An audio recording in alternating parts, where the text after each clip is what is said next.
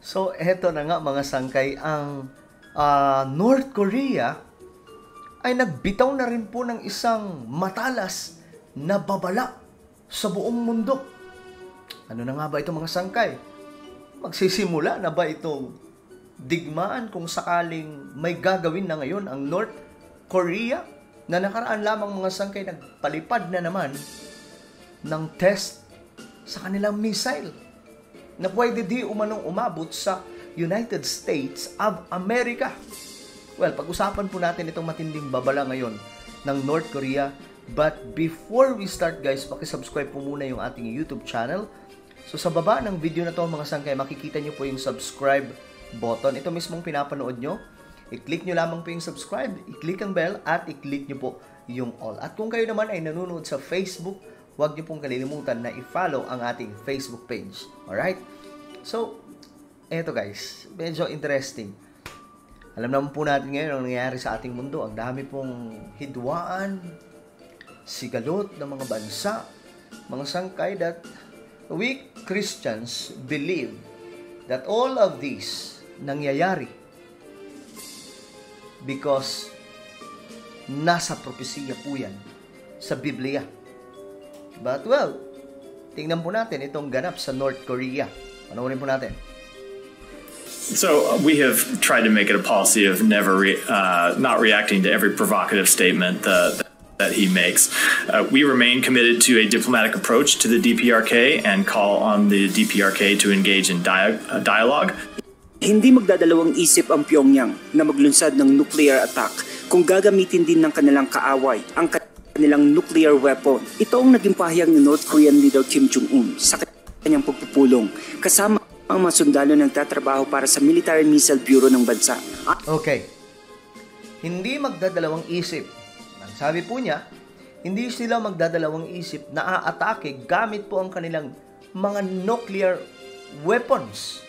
Kung sakaling gagamitan din po sila ng mga missile, at alam po natin mga sangkay kung sino ang mayroon nuclear na pinag-iinitan po ang North Korea at mainit din po ang dugo ng North Korea. Walang iba. United States of America. Yan po yung binabanatan ngayon ni Kim Jong-un.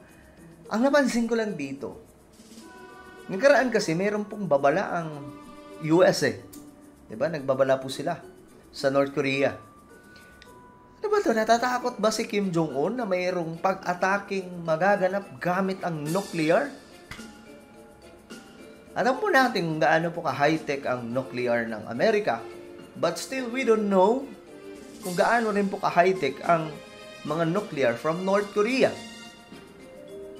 So, ang magiging digmaan po talaga, no, just in case napuputok talaga itong digmaan ng maraming mga bansa against North Korea, ang digmaan na susunod mga sangkay na matindi ay labanan ng mga nuclear missile.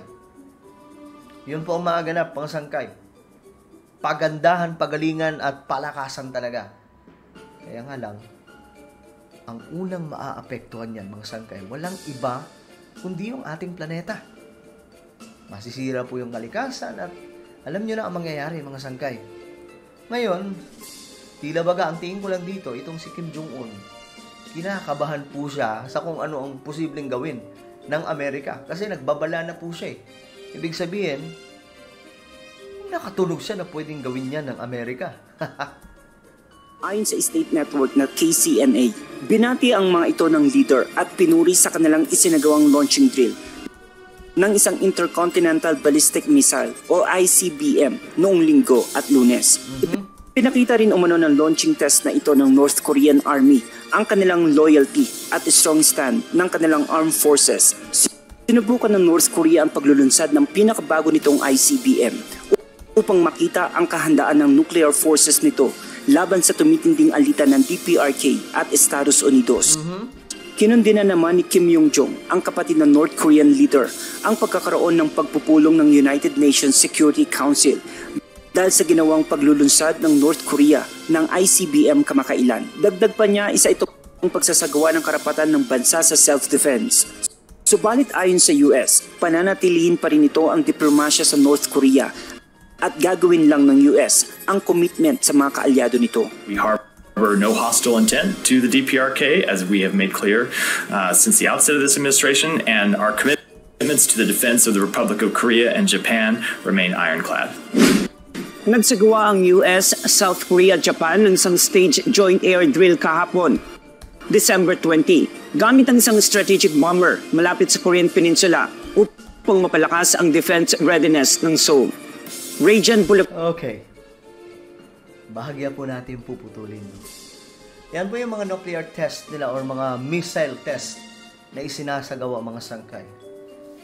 Medyo, tumitindi rin po ang init ng ulo ngayon ng North Korea sa Amerika.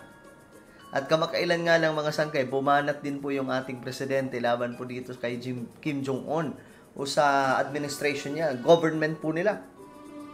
Dahil po sa pagpapalipad po ng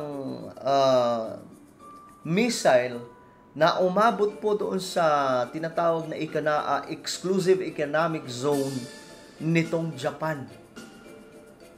At alam niyo yung Japan, mga sangkay, tago lamang po talaga yung pwersa nila. But I believe malakas po talaga yung pwersa nitong Japan. Kasi alam po natin yung nangyari ng World War II, di ba? Isa po sila sa superior when it comes to military.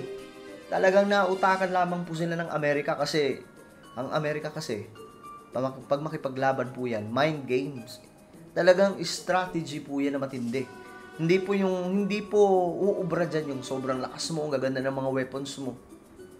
Ginagamitan po nila ng estratehiya. Kagaya po nung nangyayari kay, tawag dito, Hitler. Si Hitler naman talaga, napakalakas po ng niya nun. Sandatahan. Sabi nga po ng mga magagaling na mga historian, sabi po nila, parang imposible na matalo si Hitler at that time. Kasi siya po yung pinakamakapangyarihang warlord. Alam niyo saan natalo si Hitler? Sa pagiging kumpiyansa sa mga tao niya, kumpiyansa sa sarili niyang sandatahan. Akala nila, ganun lang, palakasan lang. Kaya nga lang ang ginamit, strategy. Ayun. Well, itong nagaganap po yung mga sangkay sa ating mundo ay hindi na po nakapagtataka. For me, for the reason that the prophetic word in the Bible, or let's say, many of prophecies in the Bible nagaganap po ngayon, nagpapatuloy. Itong sinasabi ng Bible, mga sangkay na digmaan or rumors of wars, noon pa po yan nangyayari and it's still happening right now. Kaya nga lang mga sangkay, tumitindi. Well, ano po ang inyong opinion mga sangkay? Tingin nyo ba itong warning ng North Korea ay magdadala po ng matinding gulo sa buong mundo? Just comment down below. Now guys, I invite you, please subscribe my YouTube channel. Isa po itong YouTube channel ko, Sangkay Revelation. So kung ikaw po ay Christian or born again Christian ka, na mahilig ka po ng mga turo about Biblia or about sa mga prophecy, kaganapan ngayon sa ating mundo related sa Biblia, hanapin nyo lamang po ito sa YouTube, Sangkay Revelation. Then click the subscribe, click the bell, and click all. Ako na po ay magpapaalam hanggang sa muli. This is me, Sangkay Janjan. Palagi niyo po tatandaan that Jesus loves you. God bless everyone.